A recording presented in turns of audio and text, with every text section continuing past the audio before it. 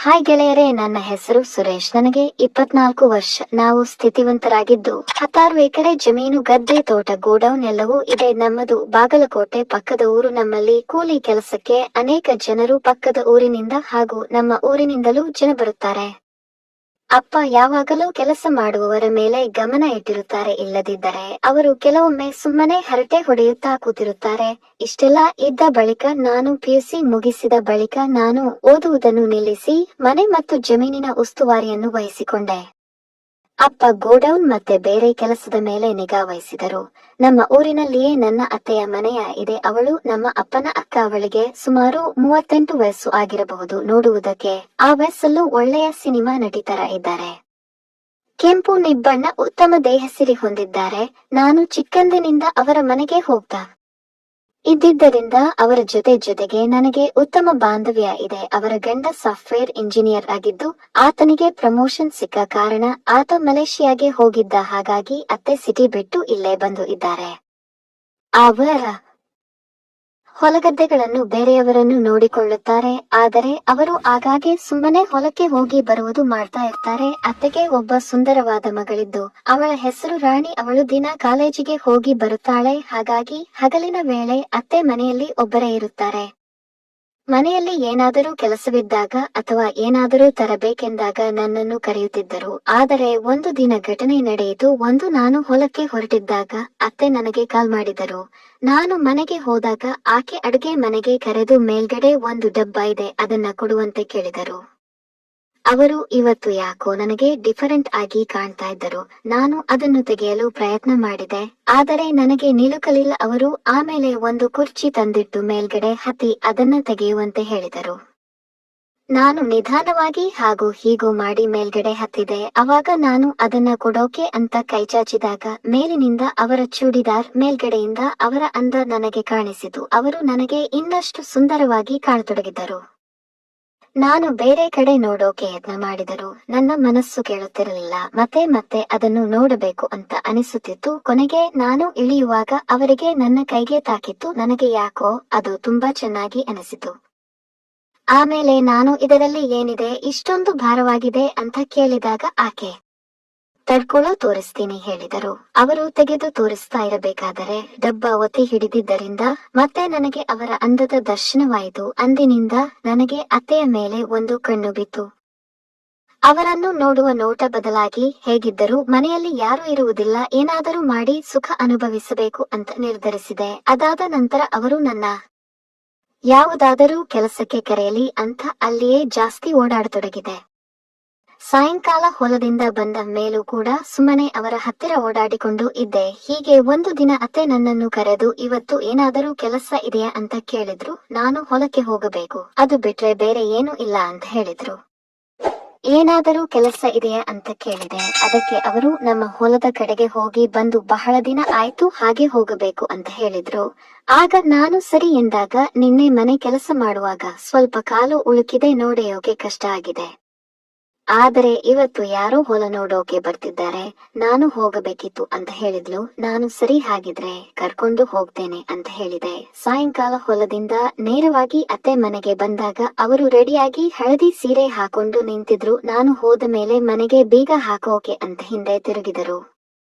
ಅವರನ್ನು ಹಾಗೆ ನೋಡಿ ನನಗೆ ಏನೇನೋ ಅನಿಸ್ತಾ ಇತ್ತು. ನಾನು ಅವರನ್ನು ಕೂರಿಸಿಕೊಂಡು ಬೈಕ್ ಚಾಲು ಮಾಡಿದೆ. ಅವರು ನನ್ನ ಭುಜದ ಮೇಲೆ ಕೈ ಇಟ್ಟಾಗ ನನ್ನ ಮನಸ್ಸಿನಲ್ಲಿ ಬೇರೆ ಬೇರೆ ಕೋರಿಕೆ ಬರುತ್ತಿತ್ತು. ಅದನ್ನು ನೆನೆಸಿಕೊಂಡಾಗ ನನಗೆ ಅವರ ಜೊತೆ ಸರಿಯಾಗಿ ಮಾತನಾಡಲು ಆಗುತ್ತಿರಲಿಲ್ಲ. ನಾನು ನಿಧಾನಕ್ಕೆ ಬೈಕ್ ಓಡಿಸಿಕೊಂಡು ಹೋಗ್ತಾ ಹೇಗಾದರೂ ಮಾಡಿ ಸುಖ ಅನುಭವಿಸಬೇಕು ಅಂತ ವಿಚಾರ ಮಾಡ್ತಾ ಇದ್ದೆ. ಹಾಗಾಗಿ ಪದೇ ಬ್ರೇಕ್ ಹಾಕುತ್ತಿದ್ದೆ. ಅವರು ಆಗ ನನ್ನ ಮೈ ಮೇಲೆ ಬೀಳುತ್ತಿದ್ದರು. ನಾನು ಮೇಲಿಂದ ಮೇಲೆ ಹೀಗೆ ಮಾಡ್ತಾ ಇರಬೇಕಾದರೆ ಅವರಿಗೆ ಡೌಟ್ ಬಂದು ಯಾಕೋ ಈ ತರ ಮಾಡ್ತಾ ಇದ್ದೀಯಾ ಎಂದು ನಗಾಡುತ್ತಾ ಕೇಳಿದರು. ನಾನು ರಸ್ತೆ ಸರಿ ಇಲ್ಲ ಅಂತ ಹೇಳಿ ಈ ಸಾರಿ ಜೋರಾಗಿ ಬ್ರೇಕ್ ಹಾಕಿದೆ. ಆಗ ಅವರು ಪೂರ್ತಿಯಾಗಿ ನನ್ನ ಮೈ ಮೇಲೆ ಬಿದ್ದರು. ಆಮೇಲೆ ತಾಳು 1 ನಿಮಿಷ ಅಂತ ಹೇಳಿ ನನ್ನನ್ನು ಬಿಗಿಯಾಗಿ ಹಿಡಿದುಕೊಂಡು ಕುಳಿತು ಇವಾಗ ಓಡಿಸು ಅಂತ ಹೇಳಿದರು.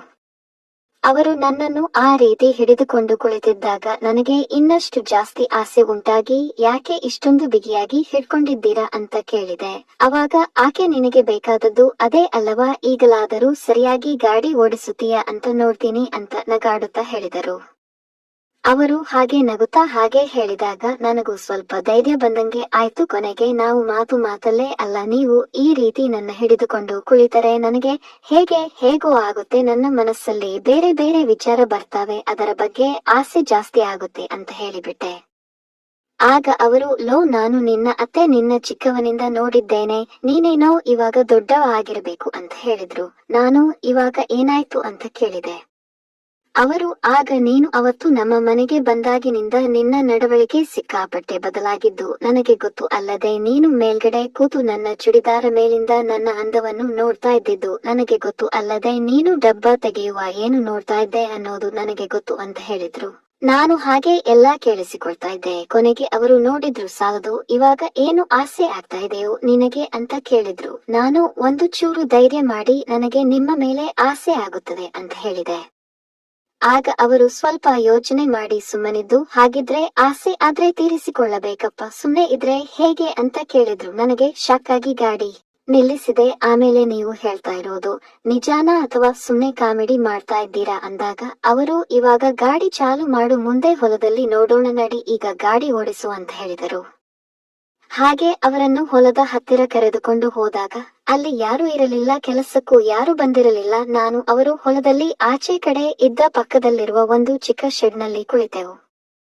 ಸ್ವಲ್ಪ ಹೊತ್ತು ಅಲ್ಲಿ ಕುಳಿತು ಮಾತನಾಡುತ್ತಿರುವಾಗ ಅವರೇ, ಈ ಹೊಲದಲ್ಲಿ ಹೇಗೋ ಅಂತ ಕೇಳಿದರು. ಆಗ ನಾನು, ಇಲ್ಲಿ ಕಷ್ಟ ಆಗುತ್ತೆ ಹೇಳಿ ಹೊರಗೆ ಬಂದು ನೋಡಿದೆ, ನಲ್ಲಿ ಹುಲ್ಲಿನ ಬಣವೇ ಇತ್ತು. ನಾನು ಅದನ್ನು ತೋರಿಸಿದಾಗ ಅವರು, ಅಲ್ಲಿ ಹೇಗೆ ಆಗುತ್ತದೆ, ಯಾರಾದರೂ ನೋಡಿದರೆ ಸುಮ್ಮನೆ ತೊಂದರೆ ಅಲ್ವಾ ಎಂದರು. ನಾನು, ಇಲ್ಲಿ ಯಾರೂ ಇಲ್ಲ, ಯಾರು ನೋಡುವುದಿಲ್ಲ, ನಿಮಗೆ ಇವತ್ತು ಹೊಸ ಅನುಭವ ತೋರಿಸುತ್ತೇನೆ ಅಂತ ಹೇಳಿದಾಗ ಅವರು, ಏನೋ ಎಲ್ಲ ಗೊತ್ತಿರುವ ಹಾಗೆ ಮಾತಾಡುತ್ತಿದ್ದೀಯಾ ಅಂತ ಹೇಳಿದರು. ನಾನು ಗೊತ್ತು ಅಂದಾಗ ಅವರು ಕೆನ್ನೆಗೂ ಒಂದು ಮುತ್ತು ಕೊಟ್ಟರು. ನಾನು ಮುಂದುವರಿಯಲು ಅದೇ ಗ್ರೀನ್ ಸಿಗ್ನಲ್ ಅಂತವರನ್ನು ಹಾಗೆ ಹುಲ್ಲಿನ ಒಳಗಡೆ ಒಂದು ಚೂರು ಜಾಗ ಮಾಡಿ ಒಳಗಡೆ ಕರ್ಕೊಂಡು ಹೋದೆ. ಒಳಗಡೆ ಹೋದಾಗ ಅವರ ಮುಖವನ್ನು ನೋಡುತ್ತಿದ್ದಾಗ ಅವರು, ಇನ್ನು ಏನು ಯೋಚನೆ ಮಾಡ್ತಾ ಇದ್ದೀಯಾ, ಮುಂದುವರೆಸು ಅಂತ ಹೇಳಿದ್ರು. ನಾನು ಅವರ ಮೈ ಮೇಲೆ ಎರಗಿದೆ. ಆ ಹುಲ್ಲಿನ ರಾಶಿಯ ನಡುವೆ ಮೆದುವಾದ ಅನುಭವ ನನ್ನನ್ನು ಇನ್ನಷ್ಟು ಪ್ರೋತ್ಸಾಹಿಸುತ್ತಿತ್ತು. ನನಗೆ ತಿಳಿದ ರೀತಿಯಲ್ಲಿ ಎಲ್ಲಾ ಸುಖವನ್ನು ಅನುಭವಿಸಿದೆ. ಆಮೇಲೆ ಅಲ್ಲೇ ಸ್ವಲ್ಪ ಹೊತ್ತು ಅಲ್ಲೇ ಆರಾಮಾಗಿ ರೆಸ್ಟ್ ಮಾಡಿದೆವು.